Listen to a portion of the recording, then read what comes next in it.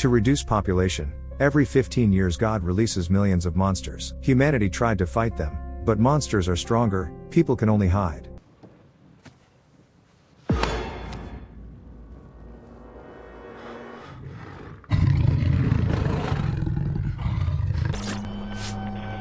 The film begins with a story about the so-called First Judgment Day. Then, from the depths of the earth, from ordinary minds, hordes of monsters poured out. They killed millions of people, destroyed cities. A real war began with these monsters, and in the end, they were exterminated. On the site of the former wells, protective installations were built, gates, which are designed to protect people from repeated intrusions. 15 years have passed. The world was able to recover a bit from the experience. One of those who were lucky enough to survive is Laura. She works at the school. She has a persistent but unsuccessful male friend, Milton, whom she periodically refuses dates. Most likely, the reason for this is resentment towards her ex-husband, Dave. He was not with Laura during the Day of Judgment, and she, pregnant, had to survive on her own. Dave and Laura have a son, 15-year-old Tyler. He disappears all day at the skate park with his friends and his girlfriend, Maddie. In his spare time, he plays computer games and is a bargaining chip in the difficult relationship between his father and mother, who broke up immediately after his birth. Meanwhile, the situation is heating up. An eclipse is approaching, and this is one of the heralds of a possible monster invasion. In addition, seismic activity has increased, protective dome personnel are conducting emergency checks, and there is very disturbing news in the news. Mass extinction of fish began everywhere. The same thing happened the day before the First Judgment Day. Migration is another alarming signal. Everything is repeating itself, as it was 15 years ago. Tyler is spending the weekend at his dad's when the phone rings. Dave gets a call from his old friend Ted. He is sure that the new Judgment Day will be tomorrow. He insists that Dave urgently take the family and come to his shelter before the eclipse. Meanwhile, the first monster appears under the protective dome, quietly sneaking up the stairs. At this time, Laura calls Dave. She has also seen the news and demands that Dave bring Tyler home. Milton has reserved a shelter, and she's sure it's the only thing that can save them. Dave reassures her that he is the father and Tyler is safe with him. Tyler receives a text, reads it, and quietly leaves the house while his father is talking. Laura is in a panic. Dave's house is not secure and he must bring Tyler to her immediately. Dave agrees. He goes to Tyler's room, but he's not there. Milton rushes Laura. The shelter is filling up, they need to hurry. She explains that she can't find Tyler.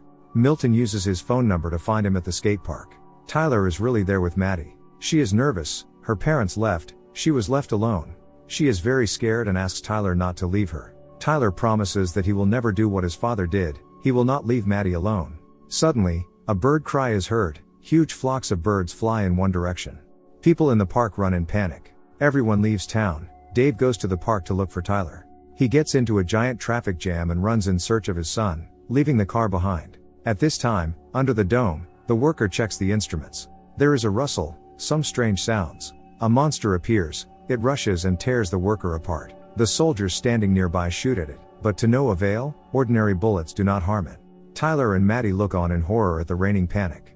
Dave comes running as Tyler explains to his father that Maddie had nowhere to go and he couldn't leave her. Laura drives up with Milton and takes everyone to the shelter where the seats are booked.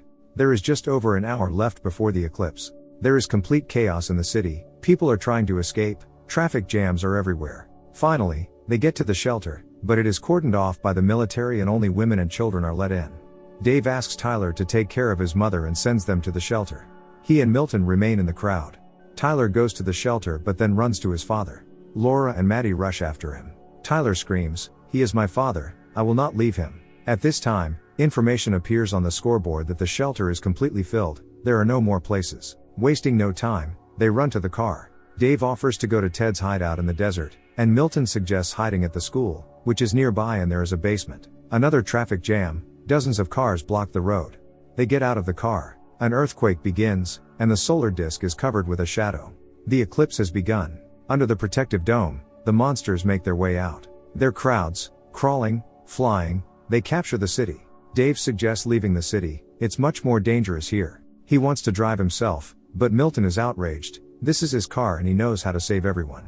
They have a fight with Dave, but then Milton is grabbed by a flying monster, soaring with him into the sky. Laura screams heart-rendingly, Dave stuffs her into the car, and they try to get out of this hell. They drive along the canal. Dave reassures the children, everything is fine, we will get out. The car is running out of gas. Dave wants to find a replacement for it. There are several cars ahead. Dave gets into one of the cars. An elderly man hid in the back seat. He glances at a huge bloody monster that looks like the skeleton of a bull. He is very close. The bull passes by the car without noticing them, and begins to chew on the lying body. Dave very quietly rolls the car back to Laura and the kids. Now both cars are standing side by side, but they need to somehow get over to a new one. Meanwhile, the bull noticed them. Then the man gets out of the car, sprinkles the bull with salt from the jar that he was holding in his hands. The bull stopped. The kids and Laura managed to run into Dave's car. Then the bull rushes at the man and tears him to shreds. But Dave manages to drive away from there. Hordes of monsters flock to the city from all sides. Dave is driving down an abandoned road in the mountains. They drive up to Ted's hideout. It is really sound and looks like a concrete bunker. There are cameras on the roof, but no one reacts when they knock. The doors are closed. Ted is sitting behind the monitor. A gun is put to his neck. Someone is standing behind. Monsters run in a herd along the mountain. They rush straight to the shelter. Dave grabs a tire iron in an attempt to protect the family, but at the last moment, the doors of the bunker open and they run into it. Dave happily hugs Ted. Besides him, his wife Stella is in the bunker, and a military man is sitting in the corner. Ted introduces him as his acquaintance, Corporal Garrett Jensen. The monitors show how the monsters are trying to smash the door. Everyone is tense, and Garrett keeps to himself. Maddie asks how the monsters feel them. Can they see through the walls? Garrett smirks. They react to light, heat, but I think they see our soul. They are the offspring of the devil, which means God too. They torment the flesh, but feed on the soul. Are you religious, Corporal? Laura asks. Today, yes, he replies. He says that on the first judgment day he worked at a refinery. When the monsters poured in there, he managed to dive into a pond of salty mud, where they were afraid to approach. He sat in the dirt and listened as the monsters destroyed 150 of his colleagues and friends.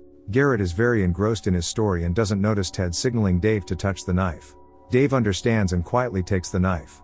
That is why it is called Judgment Day, continues Garrett. The devil rules on this day. At this time, something that looks like a centipede crawls from the street into a small hole in the mesh covering the window. Garrett says he'll be on duty first. Ted invites them to stay as well and looks meaningfully at Dave. But then Garrett pulls the gun out of its holster, forcing Dave to put down the knife. Garrett explains that he tried to hide and found this hideout. Kind Stella let him in, although Ted was against it. He survived the first time and will survive now, no matter what the cost. Tyler throws himself at Garrett. He tries to take the gun from him. But Garrett throws him away. Dave comforts the corporal. At this moment, a centipede-like monster rushes out of the wall at Stella. Ted rips it off his wife's neck and pours salt on it. Dave grabs a gun from Garrett and shoots it. They tie up Garrett, try to stop Stella's blood. Then Dave sees help come for the monsters, a huge bull. He understands that they are doomed. They need to get out of the bunker. The bull is trying to kick down the doors. Ted doesn't want to go out. He says his wife won't survive outside. But Stella asks him to go with everyone. There is an underground passage under the bunker. It leads to the mountains. Garrett persuades him to take him with him. He has a car with a full tank and he can take everyone to the gate. There are bunkers and the creatures came out of there. They will not come back. They do not believe him, but he insists. He was just trying to survive and now it is beneficial for him to help them. They decide to go. Get us there and we'll forget about everything, Dave promises Garrett. They arm themselves. Ted has a whole arsenal of weapons. The bull breaks down the doors more and more insistently, but they manage to run out into the tunnel. They go to the car. Stella becomes ill. Dave and Laura begin to argue. She chides him that they could be in the shelter now. Tyler then spots a monster on the side of the road. It's dead. Maddie approaches it. Here, long tentacles of the monster protrude from a hole in the ground and twist around her legs, trying to drag her away. Maddie screams wildly. Tyler and Dave rescue her. Garrett offers his help and Dave cuts the ropes on his hands. They go to the top of the mountain. They see a devastated and burning city. They go down to the car, but it won't start. Monsters appear on top of the mountain and rush straight towards them. Garrett tries to start the engine, while Stella looks at the crowd of monsters, then at the gun in her husband's hands. She draws her gun, gets out of the car. Ted begs her to hand over the gun. But Stella turns away and goes to the monsters. She understands that she is doomed. Ted calls her, crying, but Dave stuffs him into the car. At the last moment, they manage to leave. Crowds of monsters rush after them. On the way, they pick up a radio signal. They report that almost all the shelters could not withstand the onslaught and were ruined. Laura puts her hand on Dave's shoulder as he strokes her. They come to the gate. It's empty, but the doors are open. Garrett says the hideout is in the basement. They're heading there, but the power needs to be restored. Garrett and Dave decide to do it. The others go to look for the first aid post. Ted has a wound in his back. Dave restores electricity. Garrett says that the gate was prepared for a second invasion. Tons of salt were pumped into them. But the well was too deep. They go to the others and then they hear the roar of monsters and see a bloodied corpse. There are 2 hours left until the end of the eclipse. Garrett offers to hide in a chemical warehouse. There the doors are impenetrable. Suddenly, a monster attacks Garrett. Together with Dave they manage to deal with it, but the rest of the monsters run to the noise. Garrett quickly runs through a door and closes it behind him. He gives himself some kind of injection. His veins are swollen and black. Dave returns to his family and asks Tyler to keep his mother safe while he's away. He wants to level the playing field and funnel the salt water through the tank pipes to keep the monsters out. Laura kisses Dave and tells him to be careful. Dave makes his way through the ventilation, sees how the monster devours the prey. Dave needs to turn off the taps next to that chewing monster. He manages to open the faucet. Water is collected in containers. Dave climbs back, but the monster sensed it and rushed after him. Dave fights back, sprinkles it with salt and the monster crumbles to dust. Meanwhile, the others had already been hunted down and surrounded by monsters. Tyler shoots back. Then Dave's voice is heard from the loudspeaker. He asks to turn on the fire alarm.